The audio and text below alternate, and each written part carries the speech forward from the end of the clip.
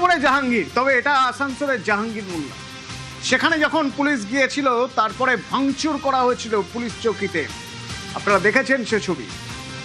যখন সেখানে পুলিশ গিয়েছিল যে মাইকিং এর বিধি নিষেধ তা নিয়ে কথা বলার জন্য, তারপরে কি হয়েছিল 15ই মে মনে আছে আপনাদের, ভাঙচুর করা হয়েছিল। তো সরকারি সম্পত্তি ভাঙচুরে এবার ক্ষতিপূরণ আদায় প্রক্রিয়া শুরু।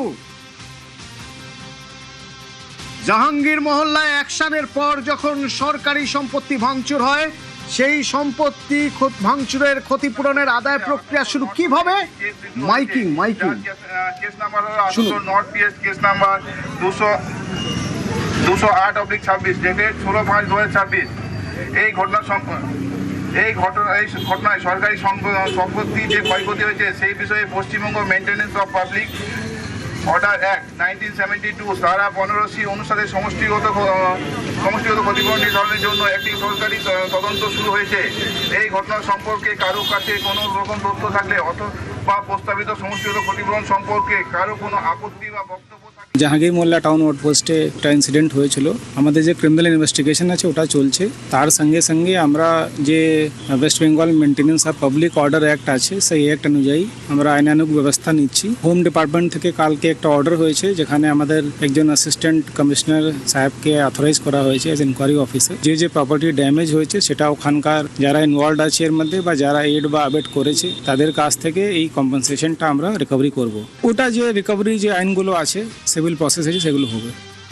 দীপক আছে সরাসরি আমার সঙ্গে। দীপক, সেদিনের ছবি আমরা দেখেছি সেদিন কিভাবে ভাঙচুর করা হয়েছে, তাণ্ডব চালানো হয়েছে, সঙ্গে সঙ্গে অ্যাকশন, যেমন কথা তেমন কাজ। এবার ক্ষতিপূরণ দিতে হবে, তো এই ক্ষতিপূরণ কারা দেবে?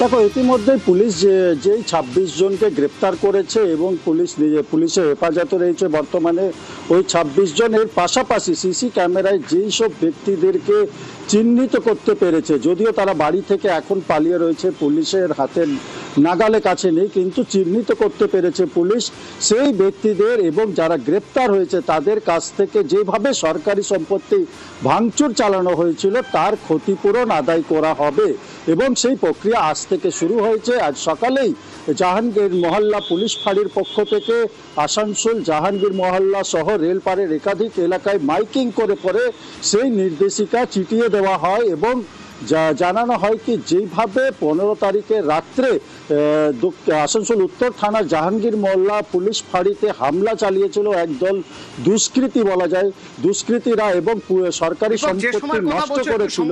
একটু সঙ্গে থাকো, যে সময়ের কথা বলছো সেই সময়ের ফুটেজ একবার দেখাতে চাইবো। হামলার ছবি, যে সময় হামলা চালানো হয় দেখুন একবার। ক্লোজ সার্কিট ক্যামেরার ফুটেজে ধরা পড়ছে ফাঁড়ির সামনে কিরকম তাণ্ডব শুরু হয়েছিল। আর এই তাণ্ডবের পর তারপরে পুলিশ এবার ধরপাকড় শুরু করে। ওই দেখুন, ঘরে ঢুকে প্রথমে এলাকা ডমিনেশন এবং তারপর এবার ঘরে ঢুকে বের করে নিয়ে আসা হয়, আইডেন্টিফাই করে ক্লোজ সার্কিট ক্যামেরার ফুটেজ দেখে চিহ্নিত করে নিয়ে আসা হয়। 26 জন গ্রেপ্তার এখনো পর্যন্ত। শুধু গ্রেপ্তার তো নয়, তাদের বিরুদ্ধে আইন অনুযায়ী ব্যবস্থা তো নেওয়া হবেই।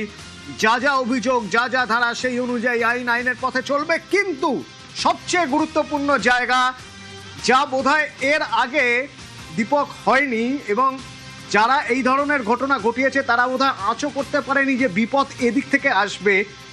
যা খরচ হয়েছে, যা সম্পত্তি ভাঙচুর হয়েছে, তার যা খরচ, যা ক্ষয়ক্ষতি হয়েছে, সেই সব কিছু টাকা ক্ষতিপূরণ দিতে হবে এদের। এরা বোধহয় এটার সঙ্গে পরিচিত ছিল না এর আগে।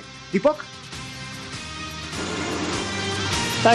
একেবারে অতীতে কোনোদিনও এই ধরনের ঘটনার সাক্ষী হয়নি আসানসোল, কিন্তু যেইভাবে গতকালকে মুখ্যমন্ত্রী শুভেন্দু অধিকারী কড়া বার্তা দিয়েছেন, এরপরই কিন্তু আসানসোল দুর্গাপুর পুলিশের পক্ষ থেকে এই প্রক্রিয়া শুরু করা হয়েছে এবং যারা গ্রেপ্তার হয়েছে এবং যাদেরকে সিসি ক্যামেরায় দেখে চিহ্নিত করা গেছে তাদের কাছ থেকে এই ক্ষতিপূরণ আদায় করা হবে। যদি কারো কোনো আপত্তি থাকে তা কিন্তু নির্দিষ্ট সময়ের মধ্যে আসানসোল দুর্গাপুর পুলিশের যে এসিপি মর্যাদার আধিকারিক গোটা ঘটনায় একজন নিয়োগ করা হয়েছে তার কাছে এসে সমস্যার কথা জানাবেন এবং যাদেরকে চিহ্নিত করা গেছে তাদের কাছ থেকে যে আদায়ের কথা জানাচ্ছে পুলিশ, তারা যদি তাদের কাছে অর্থ না থাকলে তাদের সম্পত্তি একেবারে তাদের সম্পত্তি থেকে এবং বিক্রি দীপক করে তুমি পরে ঠিকই বলছিলে যে মুখ্যমন্ত্রী শুভেন্দু অধিকারী কড়া বার্তা দিয়েছিলেন, বলেছিলেন কোনোভাবে বরদাস্ত করা হবে না।